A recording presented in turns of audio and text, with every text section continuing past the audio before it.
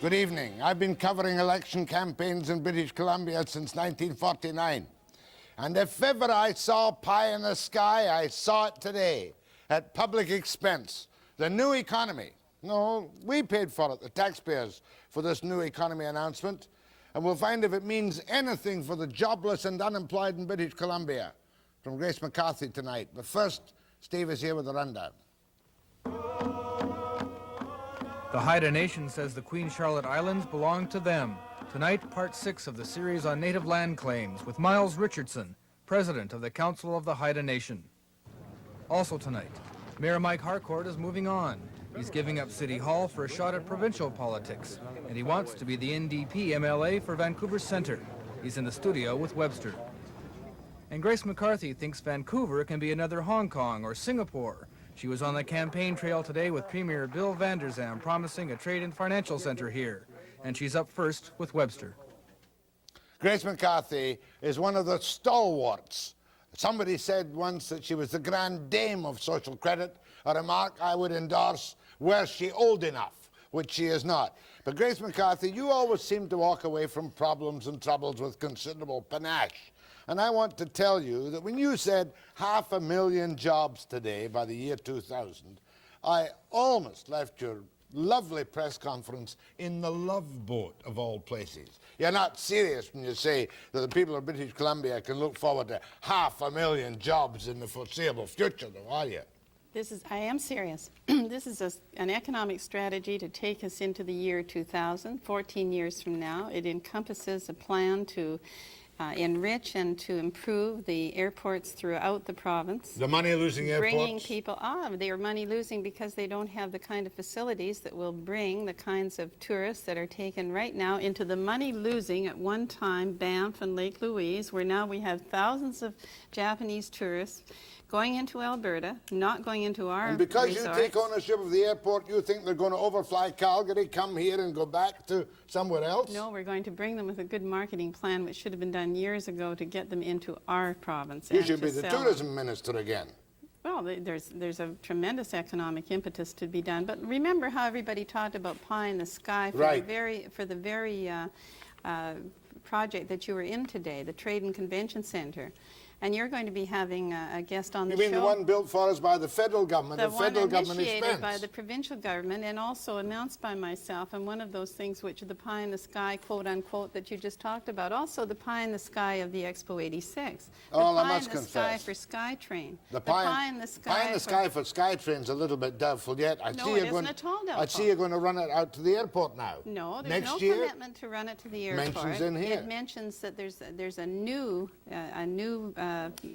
entree to put a better transportation system to the airport. It doesn't mention SkyTrain per se. Anyway, hopefully, although that is a possibility. if this new economic strategy for non-resource-based industries, back to the old high-tech caper and all the rest of it, succeeds, we'll get 20 or 30,000 jobs a year by the year 2000. We're going to have, according to the municipal governments in the Lower Mainland, we're going to have a growth in the Lower Mainland, which in itself is a figure that we've worked from. But this is now more important. And we married that with this infrastructure program, with this infrastructure that's stepped up and is more ambitious than anything we've had presented before. You've got a port of Vancouver here which is losing 80,000 containers a year because the feds and the unions have not been able to solve the de-stuffing clause. Now, can you solve the de-stuffing clause when it's under federal jurisdiction? No, and I'm not promising to do so. However, they are negotiating at this present moment, so it would. No, they're not. They're blanked out at this present moment. Yes, but they're under. Are you going to build a new container port at Roberts Bank? When the need arises, we would want a new container port at Roberts Bank. And you have to know that at the present moment, the Fraser River, the Vancouver port now services well the business that is there. But I foresee a time when Roberts Bank will be a very large port, just like Singapore, just like Hong Kong, if we do our marketing properly and if we aggressively get out and do the work that has to be done. Okay, enough on that. Let's get down to some whereases right now. Are you not a little bit frightened at the incredible toothy charisma of Mr. Vander Zalm with everyone going, you know, I'm so pleased that he's been so 55 well seats? embraced. by 55 seats? No, I wouldn't guess on any number of seats. Can we Jack. afford all the promises he's made?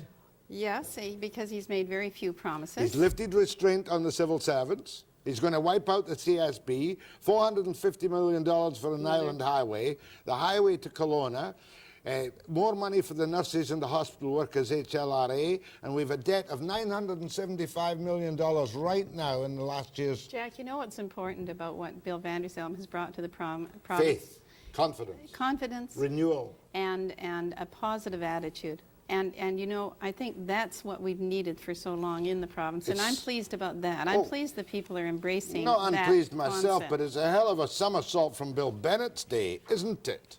Well, you have to remember that Bill Bennett went through the world recession, and we all went through it with him, and it was a very difficult time to go Nothing's through. happened to change our finances, but we're getting all this pie in the sky and I think a untold lot has happened. expenditures. A lot has happened to change our financial picture, and a lot has happened to change our attitude. And it can be summed up in two words, Expo 86. The Expo 86 that some people didn't want to happen in the province of British Columbia, but that we have been able to put on stage and have international accolades because of it. That's what's happened. We can do. That's what we're saying. We can do. We have the ability to do it. One little pointed question. The new line of this government is no subsidies, no bailouts, no handouts. I believe in that. Why have you approved a $34 million loan to an American company, Louisiana Pacific, to provide perhaps some jobs in in this wafer board plant? Was that not a straight handout which has embarrassed us on the countervail negotiations with the states? That negotiation was done under a previous minister, Don Phillips. Under your government. And it's true. You're the under new social minister. credit government. But let me say this to you. Is that it a the good deal? Yes, it is, in that it hires a lot of people. It provides a lot of jobs. He's a and it is well-known a non-union defensible- operator, Louisiana Pacific. It's a defensible contract or a defensible initiative in job creation. It is defensible for job creation. $34 million and no interest for the first 3 years and half the prime rate for the second 3 years? Can I tell you that the Americans make us look like small boys in short pants when it comes to giving away and that kind of subsidy? Just in the Globe and Mail in this last 48 hours was a firm that's offering 2 years of all the wages for 2 years in a plant, plus tax benefits if they would only locate in their location. I'm not talking about the Americans who subsidize. Well, you're talking I'm talking about the stated policies of the social credit government. Let me tell you this, that on that countervail, one of the stories that hasn't been well told by any government, and particularly our Canadian government, is the fact that we haven't told our story well regarding the kind of giveaways that the Americans have. We just are no match to them. $6 a bushel for wheat. I know all about that. No match Let's at all. talk about some confusion now. Are you and Mr. Vander Zalm at loggerheads on his gambling plans? Ships between here and Seattle? When you're the one that knocked the bingo back to $2 limits? Are you at loggerheads on this? Do you think we should have gambling on ships and casinos in Whistler and Kelowna? The only approval that the government has given has been to a trial approval on the Princess ship going to Seattle. That's the only approval that has been given, and it's a trial, and then that will be given over for monitoring and just to see what will happen on it. Personally, I'm not happy about any kind of gambling, but at the same time, we appreciate that a small, that sort of initiative perhaps will be of assistance to the tourism trade on that Princess. On that Princess. But no gambling casinos for Whistler or Kelowna. I would hope not. Good. And you and Mr. Vander Zalm in agreement on your opposition to abortion? Well, I've never discussed abortion because it's a federal matter, and I have never ever discussed it. You've never given a position on abortion? No, I never have, because I feel it's federal legislation. I'm in the provincial government, and I believe it's and federal you don't have legislation. to tell me whether or not it should be a woman's choice. I don't have to. If you want, I can Yes, tell you. please. Yes, I knew you'd be anxious. I have always said that I think that it should be an individual choice. But that it isn't anything that we in the provincial government should get mixed up in. I think it is a federal legislation, and we have much to debate on the provincial scene. Will you use some of your lottery funds to support the food bank, say when you're back in full power? Well, that has never come before the government. And, Not a bad idea, is it? And the government never in lottery funds sustains anything that requires an ongoing commitment. It Now, only does capital expenditure. We broke the story the other day on this program about the American withholding tax, which may kill our $200 million industry. Have you had any progress with the feds? I immediately sent a telegram to the federal government suggesting that since they allow hockey players to have that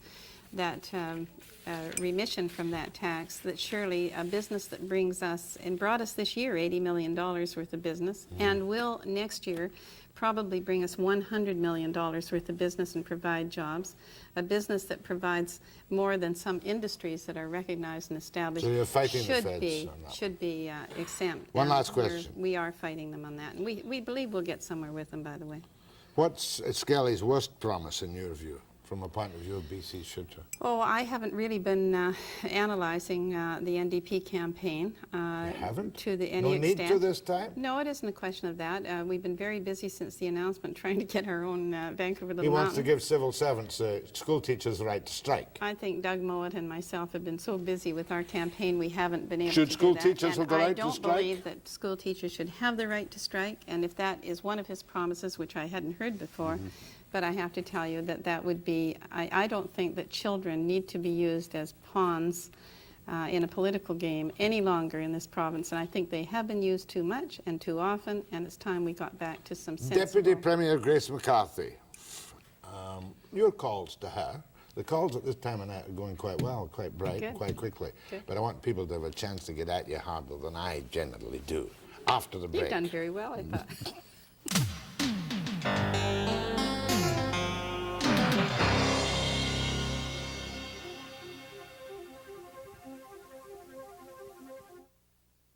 Saw a lot of Grace up at the Whistler Convention, but I haven't seen anything of Bud Smith, the guy who was beaten out in the end. Has he surfaced at all anywhere? Yes, he's the candidate, along with Claude Richmond, for Kamloops. Oh, that's great. He could be the next Attorney General in the province of BC. You never know. I'm not asking you that question. I'm really dropping an observation. Go ahead, please. Jack? Yeah. Oh, I want to ask Grace, you know, you were mentioning about the airport, some sort of transportation to the airport. If it's not going to be a SkyTrain system here to the airport, what are you going to have to the airport? Well, the reason that I responded in that regard is that we would have to have a lot of input from the community, and we haven't had that yet. Because I think it's really important. I mean, we have the east-west line, which is really great, but I think we really need a north-south line. I don't want to get into a long discussion about that. I want to ask you about the 1,000 acres behind Roberts Bank. Are you going to develop it this time round? 20 years ago you were going to develop it. There's actually 4,000 acres of developable land, but it's in the ALR, and there's 2,900 acres on the foreshore owned by the provincial government, and the provincial government owns the full 6,900 acres. That's going to be one of your great targets for development, though, isn't it? Yes, and I think there's a great opportunity there for an economic zone. There's a great opportunity Special there. economic Special zone. economic zone. That's a federal, provincial economic It would zone. have to be with the blessing of the federal administration. That's true. In fact, the whole scheme today, the economic strategy, it all depends on federal, provincial cooperation. Yes, a lot of it does depend on and it depends on union management cooperation. It depends on British You wouldn't- Columbians being positive. Would special economic zones be non-union? I think that there's an opportunity for both union and non-union. Go ahead, please. Yes, good afternoon, Grace, Jack. I'd like to ask Ms. McCarthy what her government's policy will be with regard to the hot edict placed by the BC Federation of Labour on the J.C. Kerkhof Hyundai Bridge for the ALRT system into Surrey. I'm concerned that we can look forward to the same kind of confrontation we experienced, what was it, last October or the October before? There's been so many crises in the last few years, it's hard to keep track. BC Fed have declared some construction project hot, is that right? I don't think they have yet. No. I think there may be a threat, but that hasn't happened as yet. Caller, could you confirm that? He's gone. Well, may I just say regarding that there was a very good bidding process done. It was very public. The Federation of Labour and many unions were invited in to take a look at the bidding process, and And they were well satisfied that it was done up and above board, and Kerkhof Hyundai consortium won the bid, and they were very many dollars less than the others. And you would not go the NDP way of making only union bids available for government money? No, absolutely not. Go ahead, please. It was well and fairly won. Go ahead, please. I'd like to know if Grace McCarthy, if she won the vote, if she would consider legislating the IWA back to work. No, I would not want to respond in the midst of a problem, a labor dispute at this point in time. I would not want to respond to that. The Premier has responded to it earlier today, I believe, and you may see it on the news, but frankly, I won't insert myself into a labor dispute right in the middle of an election campaign or in the middle of a labor dispute. Go ahead, please. Yeah, Grace, first of all, I just saw on the news the other day that you brought a commercial running about the jobs, people that have come into Vancouver and British Columbia because of Expo, and it turns out I see them being interviewed, and they're saying, gee, this has got nothing to do with us. We were coming anyway. Now I hear you talking about 500,000 jobs between now and the end, and of course, no specifics at all. What I want to say to you, isn't it about time that you and Bill cut the bull and give us some beef?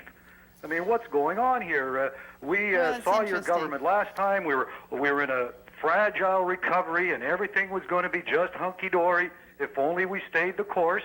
And then, bang, the election is over, and oh my God, things are much worse than we thought. Restraint is going to have to be tightened up. Well, I mean, when are you going to level like with you're people? Reading the, Why won't, I mean, Skelly's no help, but here's Vander Zalm. He doesn't even have the guts to stand up and face the issues.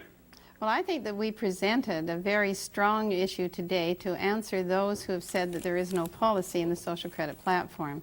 And there is policy, and there is a vision for the future, and that is But he's making a very valid presented. point in which he said that after he won the last election, whammo, all those bills on restraint. Now here's Bill Vander Zalm saying money for hospitals, money for BCGEU, 450 million for highways, etc., etc., etc. Are we going to get the same old double shuffle after the election? Which line was that? 5? Yeah, Jack, Yeah. can I just carry on for a moment? Yeah. One Okay, moment. you know, it would have been very easy for Mr. Vander Zalm to simply call in the legislature and give us a speech from the throne and put out the proposed legislation. No, he can't do that until after he wins the election. And if you have anything to say on that double shuffle. What's he trying to hide? No, I think, caller, that you're giving a very good explanation of the socialist line, but in effect, we've done a lot in these last few years, and our record in the past few years, I think, is very good. In the city of Vancouver, unemployment has just gone up just in the last month while Expo's going on. I mean, this is your big upsurge, your big economic effort, and we've got unemployment actually increasing during this period. Okay, fair enough. You've had your say. I still think, Jack, that the record in a world recession has been well done. We've well handled it as a people. It's a culture shock between Bennett and Vander Zalm. Bennett was flat broke and down in his uppers, and Vander Zalm's giving away the world. Okay, you're asking me to explain the difference in the acceptance from the public. The difference is that we were in a very deep recession, tough to get any message through. The recession is behind us. We now have a new leader who is looking forward to a very positive future, and people are embracing that. As I said, as we started this program, they're wanting to have a positive attitude towards the economy, and there's no question that that prevails in the province today. We have proven what we can do with Expo 86. We have done that, but the recession is not this- behind us with respect, deference, and humility. Well, we've got the countervail against us. We've got all kinds of other problems. We're always going to have a problem. We're always going to have a problem of some kind to present to us, but I think that the people who can well manage the problems and have proven that in the past has been the Social Credit Administration. So there's my political speech for the evening. Go ahead, please. Yeah, hi, Grace. The polls seem to have the Social Credit Party way out in front right now. And this morning on the news, I seem to hear that the Socreds might win in East Vancouver. Do you have any information on that from the polls? We'd be very pleased if that would happen. As a person who has come from East Vancouver and who lived in East Vancouver and had a business there for many years, I would like to see East Vancouver have positive leadership and not be in the opposition Well, let's area. be practical for a moment. Despite the Vander Zalm charm and charisma, the NDP are bound to pick up a hardcore 35% no matter what. And Vancouver right? East has only been won once in some remember who it 45 years. Fred Sharp was the sitting member, and for one short time. But still, we live in hope that Vancouver East will be very positive. We've got a lot of good people there. The worst thing in the who need world if you won representation. 55 seats, wouldn't it? It'd be dreadful. Well, that'd be a nice, that would be Go a ahead, nice please. problem to have. Yes, Jack. That's from Lumbee. Yes, Jack. I would just like to mention to our say to Grace that they've looked at, or this present government's looked after downtown BC really well. I'd like to know what she's going to do about the rest of the province as far as putting a construction worker back to work. Well, today we did mention, for example, the entree into upgrading of airports. We have done a lot in the interior of BC. The hub of transportation and the hub in the center of transportation in the province is Prince Rupert and Vancouver. Those were specifically mentioned in the presentation today. But that does not mean that other areas in the province do not have that same I kind just want of... one reassurance that we've got all this money, we're fine, Bill knows the financial picture, and we can afford all these additional expenses now because you say the recession is behind us. I think the recession is behind us, and I think that we are starting now on a new initiative, and as I say, a new economy for the province of British Columbia. And I think we can carry that off. I think we can do it because I think the people are tired of the negativism that is represented in By the NDP. By the NDP. I think they're tired of that. And I even by think they people want like to be me, positive. I think they who want refuse to stop. believe the recession is behind us. Well, yes, that's right. I think that certainly the Vancouver area has done very well out Got of to chop you Expo. off because I've got to give equal time to Mike Harcourt tonight. Well, I appreciate having the time with you, and I Thank you very much. wish you well. Thank you so much. Thank you, ma'am. I'm not wishing any one you're of you going well. to. You know you No, are. I will not wish you well. I'll not wish any of the people running well. The people Thank can you, make Jack. their choice. And I'll be back with Mike Harcourt, who is still mayor of Vancouver, after the break.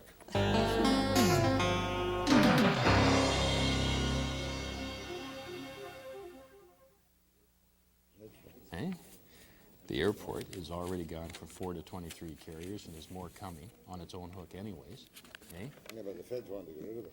No, well, yeah, but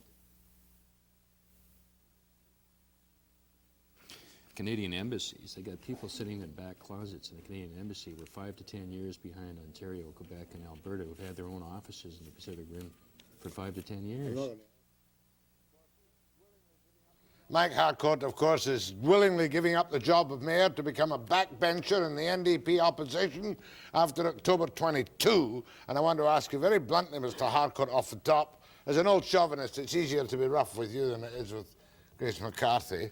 Do you think Skelly's doing any kind of a job at all, or is he bound to fall on his face more on this election campaign? No, I think that Bob Skelly has done an excellent job, Jack, over the last 2 years of reorganizing the NDP, setting up the policies for this election But as campaign. a campaigner, we were all appalled by, Yeah. by his hesitancy on opening night when he lost the place altogether. Yeah, I think that's Am I a being minor. unfair to I him? think it's a minor issue. I think that Bob, the success of Bob Skelly is in the candidates that he's attracted to run for the NDP. They're the finest team we've ever had.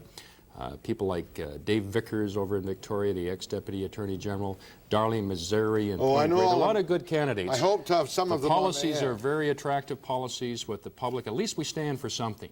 We stand for what we would like to see happen in British Columbia, and that's a little different than the tap dance that we're getting so far from the Social Credit Party. Mind you, stood for a lot of things too, because I remember you being totally against Expo, sending telegrams and wires to people saying, we don't want Expo. Unless- You were not keen on BC Stadium. You dragged your feet on the Cambie Street Bridge, and you got to give Social Credit credit.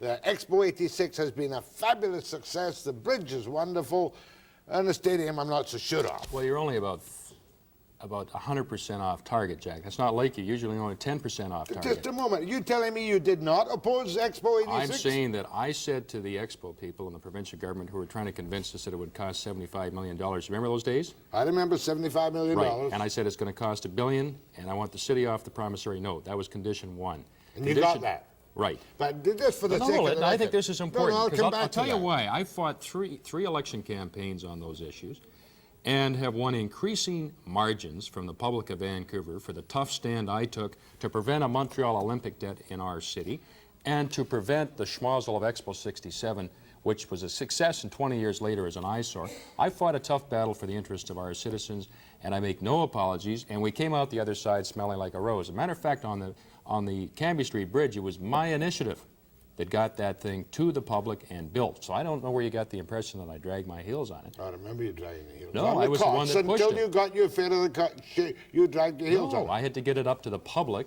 to get approval to build it. It took me a while to get the council to agree to put it up before the public, but that was my project, Jack. I think Anyway, you got that one. You're all in wrong. favor of Expo now anyway, because you got the right deal the city wanted. We got a good deal for the city, and we're using Expo as a way of pushing off into the economy in our second Fair. century. Give you full credit for that. What about BC Place after Expo? Is it going to be a disaster? No. We have approved a rezoning for a large part of the site to be recycled for housing, for offices, for hotels, for marinas, for parks, for public facilities.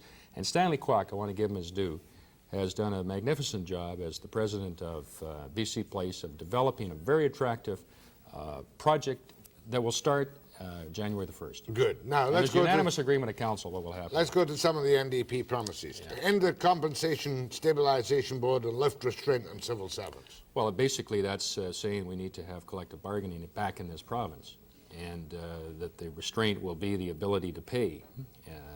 What we have had in this province over the last little while is a disastrous program of savaging our provincial economy, labor management relations, the education system, social services, and that's, Jack, one of the major issues in this campaign, is that the BC public were misled in the last election.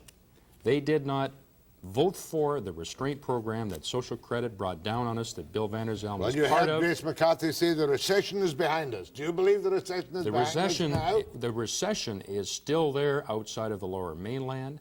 The recession is savage up in the various natural resource-based areas of the province, and a large part of it was caused because of the depression atmosphere that was created in this province by the restraint package that Bill Vander Zalm and Grace McCarthy were a part of. As a matter of fact, if you look at the Social Credit Leadership Convention results and you look at the announcement by, and I think this is one of the most telling remarks that were made by the nominator of Grace McCarthy, who was the alderman out in Surrey, Rita Johnson, who said, and we're proud that Bill Vander Zalm was the person we sent in to go after the education system as our first target for restraint. Do you think Bill Vander Zalm, he's obviously going to walk away in the election? You've got to concede that. I don't concede that at all. Do you think he's doing, if he makes it, will he be a good premier? I don't concede that at all, You don't Jack. concede it? I don't concede that at all, and I think the media has been remiss so far in this election campaign in the 60 days when they refused to look at this man's track record, which is appalling. His 10-year track record. How appalling? He was the Minister of Human Misery for too many years when he picked on the poor and the disenfranchised in our society. He then left the wreckage there and took over the education system and became the Minister of Miseducation, started the demoralization, the disintegration of the education system, cutting out the English as a second language and the other important programs in Vancouver. Thirdly, he then shifted, after leaving a wreckage there, to be the Minister of Municipal Affairs and centralized power, and wanted to have such draconian controls over local government that even people like Bob McClellan, that eliminated the Human Rights Act and the Human Rights Commission, said it was going too far, and he called his colleagues gutless. I mean, that's the record of this man, and that has not been pointed out, and the media... Vander Zalm called his colleagues weak and gutless when he quit over that crisis. That's right. They didn't go far enough. And I think but maybe what we need is a strong one-man government in Victoria, a guy full of confidence and smiling who will get things done. You know what we need? We need more than somebody that's going to do a tap dance through the tulips in this province. We need somebody that's going to act like a premier. And you know what a premier does? A premier says, here's our program for helping British Columbia after Expo. Well, now and we are not getting anything except have you read this? Well, this I read new it, economy for British Columbia, Jack? Gave Gracie's pitch that this will be 500,000 jobs in the next 24 years. There is nothing new. This is recycled press releases. There are 4 items here. One is our airport, which has grown from 4 to 23 international carriers over the last 5 years. There's more coming. That's going to happen anyways. There's nothing new there. They say we're going to place BC representatives in embassies into the Pacific Rim, well, we're only 5 to 10 years behind. Quebec, Ontario, and Alberta already have their own offices, so we're going to place somebody in a back closet after the markets there have opened up. The special enterprise zones they're talking about, our council has unanimously rejected. And the fourth thing, an international financial center, is already on the books, is being developed federally by Stanley Hart, the Deputy Minister of Finance, with the assistance of the city. We're on the task force there. There is nothing for the economy. There is no new economy. You know what there is? There's recycled pap. That's what this document is. Recycled pap from Bill Vander Zalm, who will become what caliber of Premier? Well, I don't think that Bill Vander Zalm can be a Premier. If he is saying to the public, elect me because I'm a good singer and I can tap dance, he is not going to be the kind of leadership we need in this province. So I don't have a great deal of confidence. But it's not because of Bill Vander Zalm, a very pleasant fellow, he smiles, but he's not showing any leadership. It's because they've got no economic strategy. There is no tough, well thought out game plan for the provincial economy, as the NDP has put forward. The New Democrats have put forward a very good, comprehensive cooperative program for recovery in the province. Okay, Mayor Mike Harcourt, we're going to take calls to Mike Harcourt now, after the break.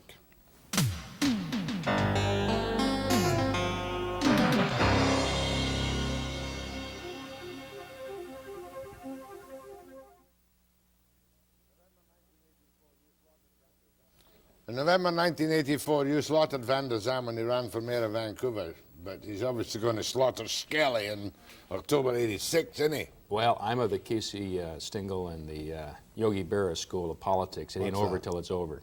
Okay. Did he debate you during that period? 22 different times, Jack. I debated him 22 different times. And I think it's ridiculous. I don't know what this man's trying to hide. He won't debate Skelly. I don't know what he's trying to hide. Well, the same reason that I debated him, because that's what democracy is all about, and that's what leadership is all about, is going out, laying it on the line, telling people what you stand for. So he's gutless. I think it's a lack of courage and a lack of leadership on his part.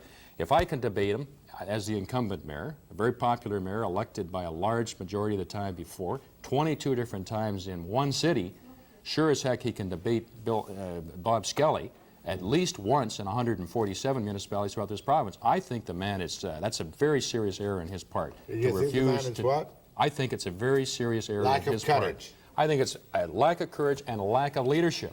But it might be good tactics, although Skelly wouldn't seem to be any threat to him. Listen, it would have been good tactics for me not to debate the guy. No, it wouldn't. Too small a town. He was a temporary visitor from I don't know where. I can't keep tracks of him. Fantasy Gardens. Well, wherever. And I agreed that as a temporary visitor, we'd sit down and show him something about the city of Vancouver. And you whipped him 22 times.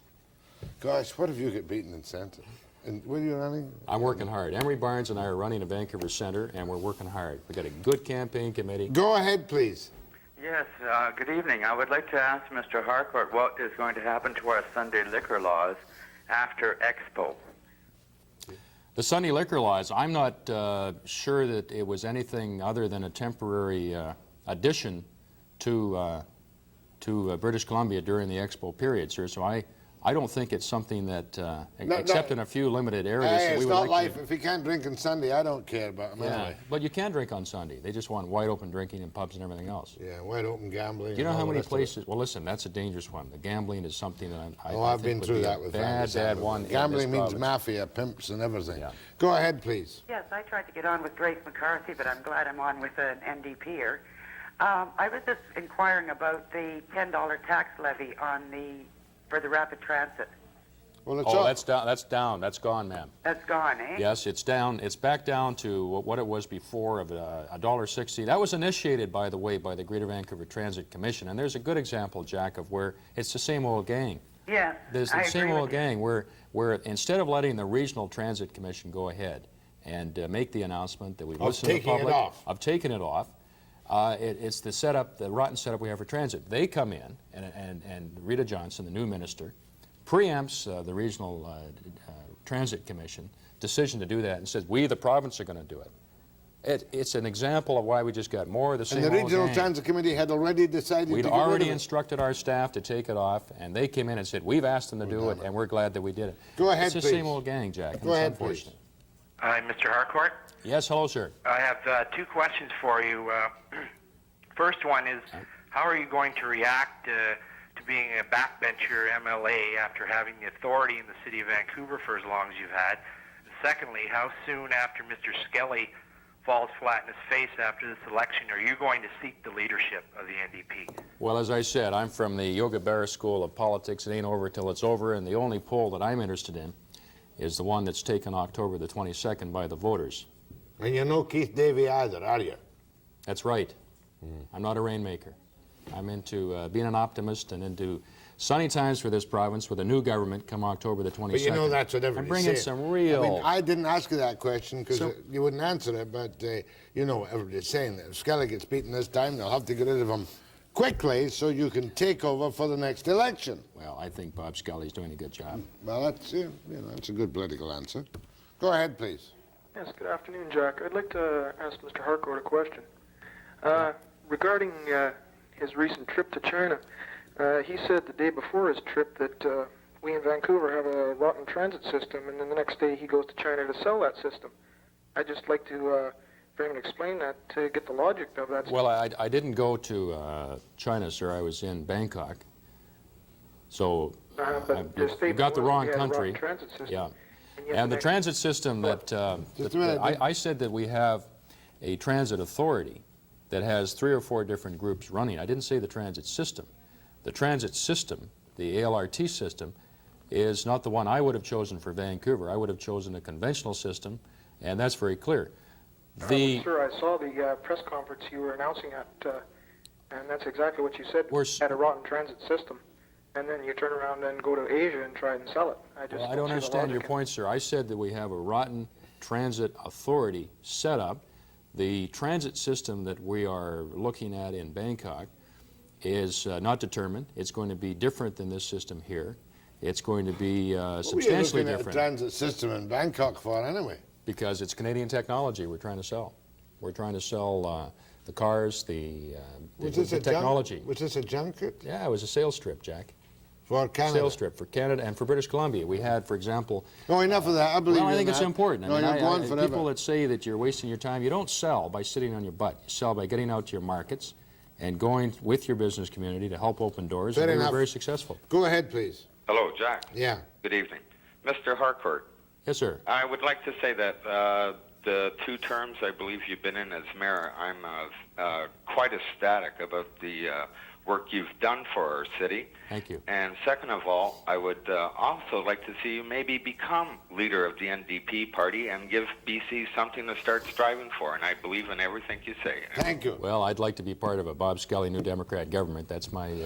That's your line. My, Go ahead, that's please. Not my line. That's what I'd like to see happen, Jack. Go ahead, please. And of course, I believe it. I didn't mean that snarky smile that you were disloyal to Skelly or anything, because I know you're not. Go ahead, please. Yeah, I'd like to bring up an issue that was definitely a sticky wicket in the last campaign, and that's with regards to the public service. Right. I'm a public servant, and as you're no doubt aware, we just agreed to a 5% increase over the next 33 months or so. Right. And in hearkening back to 83, you know, the Socreds were sold then as being conciliators and having a moderate approach, and then, of course, after the campaign, they brought down the axe on civil service. Yeah. As far as I'm concerned, you know, they talk about their style and sizzle, but when you open the oven, you can't smell a steak, or rather, I smell a rat. And I tend to think that if the Socreds are elected again, we're going to see even more severe restraint imposed. Well, I think there's 2 issues there, sir, and they're good points you brought up. Number one, are the public of BC going to be fooled again? They were fooled in 1983. We now have a person that is running for Premier and is saying, I'm going to campaign on nothing. The NDP is campaigning for something. We're saying, here's what needs to happen in British Columbia in terms of creating jobs for our young people, in terms of reforestation, in terms of women's issues. We've got a good program for British Columbia. What we have, Jack, is a fellow here. It's not a question of style versus substance. It's a question of something versus nothing. The NDP stands for something. The Premier is saying, let me tap dance and smile for 28 days. And then trust me, come October the 23rd, I don't think the people of British Columbia are going to be fooled for a second time. Mike Harcourt, the candidate in Vancouver Centre for the NDP. Thank you, Your Worship. I'll be back after the break. Good to be here, Jack.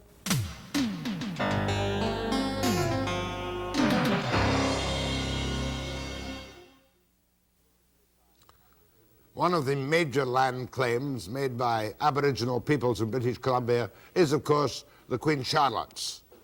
And it's more than just a land claim.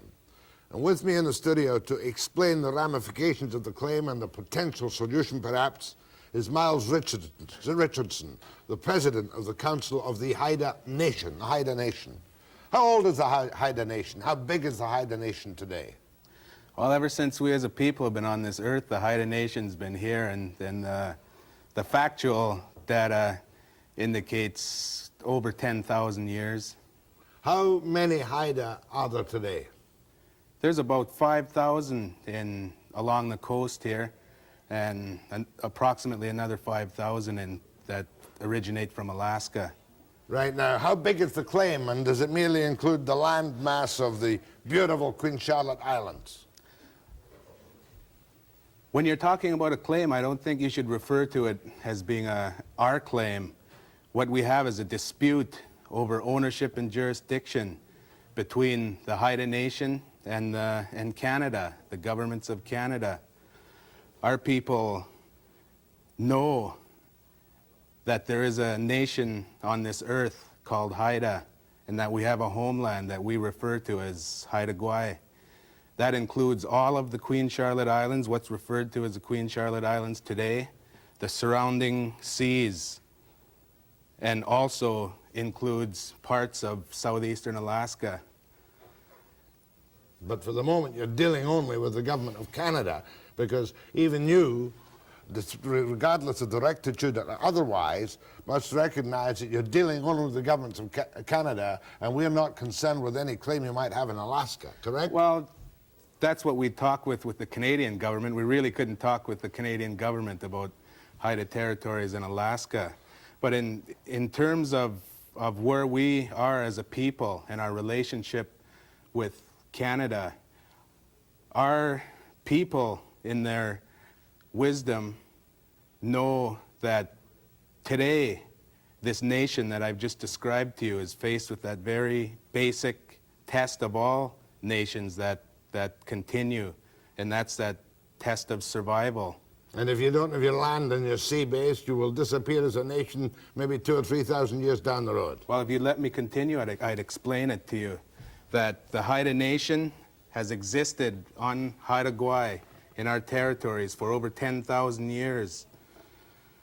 Our people have recognized very clearly that the basis of our existence over all of those years, for hundreds of generations, has been our relationship to the land, seas, and resources of our territories.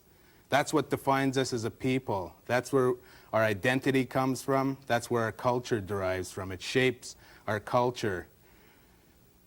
For 10,000 years, every living generation of our people has met that challenge of survival. Today, we're faced with quite a severe test, and that test and our ability to survive in the future is directly dependent on maintaining that clear and healthy relationship with our lands and resources, with our territories of Haida Gwaii. These major problems have come about in the last 200 odd years, and they're mainly related to what is happening to our territories, to our land, seas, and resources.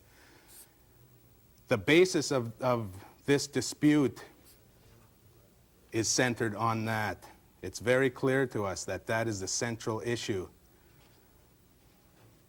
We need, before we can make any meaningful progress on this issue, to deal with each other, the Haida Nation and Canada, recognizing our existence as peoples, recognizing our existence as nations. And when Canada is addressing this, all the people should remember that our nation has been around for 10,000 years. That's hundreds of generations before Western civilization even began. I get that. And we've had very serious problems over the last 200 years. Not that that's the only time we've had problems, but we've got very serious challenges. And the land and resources are the issue. I respect your emotion and I respect your feeling, but you are faced with a set of facts in which the country was, quote, taken over, dominated by the laws of Canada and also the province of British Columbia. But right? that doesn't necessarily make that right. Oh, I'm not saying it makes it right, but it means that you, within our democratic structure, must seek something. What do you seek? What do you want? One thing that you should realize before we get into this discussion is that there is no place in the Canadian democratic structure, the bureaucracy or the laws for us as the Haida Nation. There is no place for us in there. That is what we need to negotiate, the basis of the relationship between the Haida Nation and the Canadian governments. That's an option for us.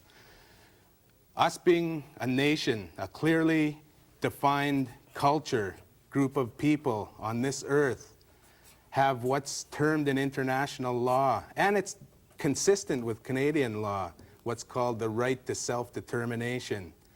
Generally, what that means is that we have a right amongst a world community of nations to freely determine our political status. I must stop you there because this is only a 9.5-minute segment. Self-determination, does that mean separation from all Canadian government laws, strictures, land titles, and their control of any of the resources? It does not necessarily mean that. Well, I must ask you, in the time available, to tell me, in terms that I might be able to understand, recognizing your cultural survival, what do you want?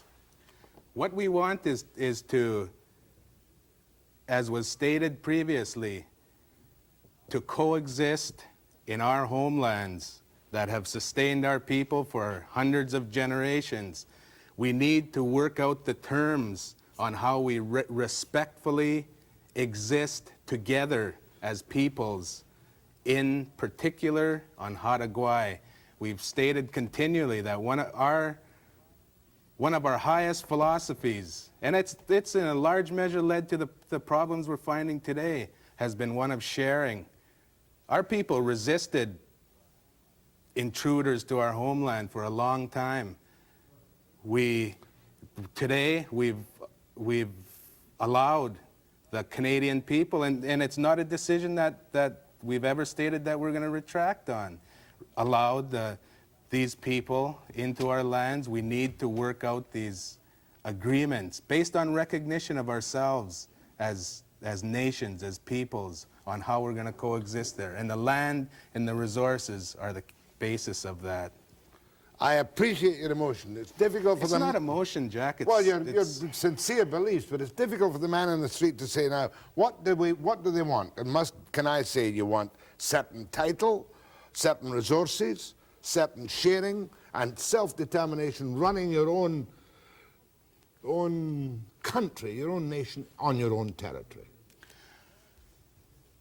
Canada couldn't really give us title to our lands. That exists because of our history, because of our relationship to those lands. What we need to do is to negotiate as mutually respecting peoples in that territory how we're going to exist together. The first step in that would be for us to recognize each other. And negotiate. And negotiate. In other words, and the first step in those negotiations would be how we're going to relate to those lands and seas and resources of Haida territory. That's becoming clear. My thanks to Miles Richardson, President of the Council of the Haida Nation.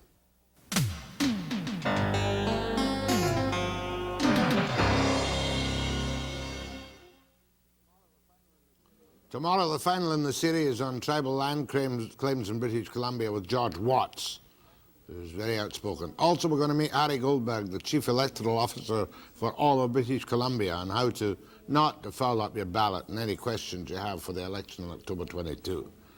My thanks to you. Stay tuned for NewsHour tomorrow, 5 p.m. precisely for me.